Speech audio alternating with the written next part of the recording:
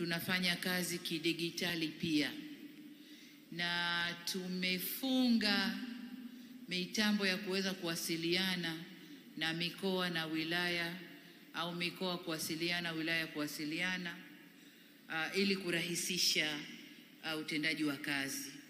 Kwa hiyo tumekuja na wazo la e-meetings, mikutano ya kimtandao, ambayo idara ya organization inapendekeza vikao vifuatavyo kwa njia ya mtandao. Kikao cha kwanza ni secretariat ya wilaya, kamati ya siasa wilaya, secretariat ya mkoa, kamati ya siasa mkoa, secretariat ya kamati maalum ya halmashauri kuu ya CCM taifa, secretariat ya halmashauri kuu ya CCM taifa, kamati maalum ya halmashauri kuu ya CCM taifa, kamati kuu ya halmashauri kuu ya CCM, halmashauri kuu ya CCM taifa, mkutano mkuu wa taifa. Sasa hivi vikao vingine tumeviweka kwa kujua kwamba jinsi tunavyoendelea huko mbele tutakuwa tunaendelea kiteknolojia, na kwamba katiba yetu inatupa fursa ya kutunga kanuni za vikao hivi. Lakini kwa sasa tumeanza mikutano na kamati za siasa au halmashauri kuu za siasa za mikoa au za wilaya, lakini mikutano ile haimo katika maelekezo ya katiba ya chama chetu. Kwa hiyo tumeamua kuiingiza ili mikutano ile isikiuke katiba ya chama, isiwe mikutano kinyume na katiba ya Chama cha Mapinduzi. Kwa hiyo hilo ni pendekezo la kwanza tunalokwenda kulileta kwenu. Lakini vikao husika hivi vinavyozungumzwa vitafanyika kwa njia ya mtandao endapo tu kuna ulazima au udharura. Vikao husika kwa ngazi ya wilaya na mkoa vitafanyika kwa idhini ya katibu mkuu. Watamjulisha katibu mkuu kwa nini wanafanya kikao kwa mtandao, na hii ni kuepusha kutumika vibaya mitandao hii.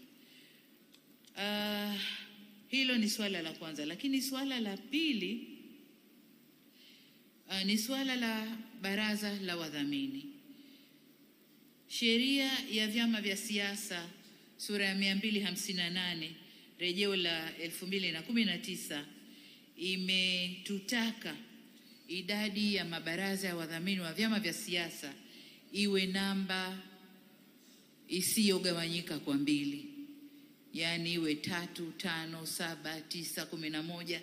Sasa baraza letu la wadhamini lina watu 8, kwa hiyo tunapaswa kumwongeza mtu mmoja wawe 9, na hii inakwenda kwa mujibu wa katiba yetu. Kwa hiyo tunaleta ili kuiweka kwenye katiba ili tuweze kuwa na namba kama inavyotakiwa kwenye baraza la wadhamini. Lakini sehemu ya pili ya baraza la wadhamini katika jitihada zake za kuimarisha uchumi wa kisiasa, tunatazamia kutumia ushauri wa kitaalamu katika shughuli zake za uwekezaji kwa lengo la kuongeza tija.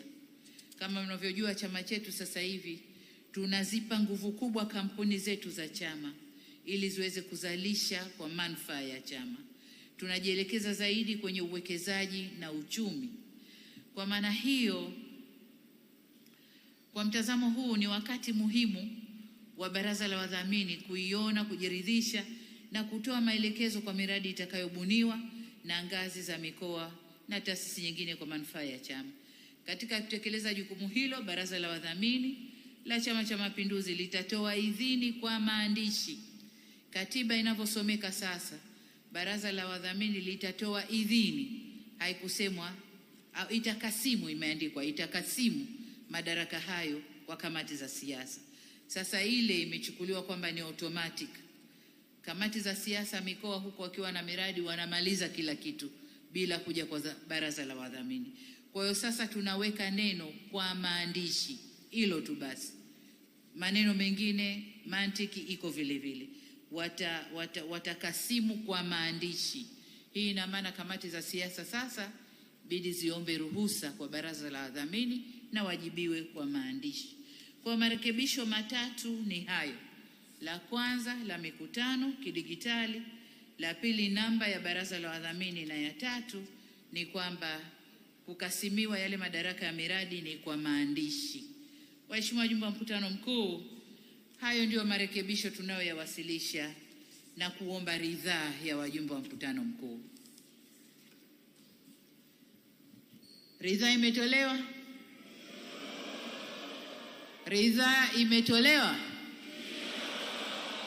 Tunawashukuru sana. Waheshimiwa wajumbe, leo ni siku ya kupitia utekelezaji wa ilani kwa miaka mitano sasa. Mwaka jana tuliangalia kwa miaka minne,